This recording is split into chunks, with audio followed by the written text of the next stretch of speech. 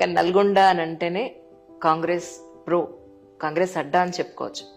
అలాంటి ప్లేస్లో మీరు బీజేపీ నుంచి మొట్టమొదటిసారిగా రావడం అని అంటే ఏ నమ్మకంతో మీరు అక్కడ విజయాన్ని సాధిద్దాం అనుకుంటున్నారు? ఈ నమ్మకంతో అంటే నేను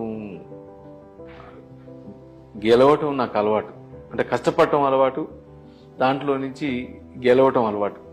నేను హుజూర్నగర్లో పోయినప్పుడు సేమ్ సిచ్యువేషన్.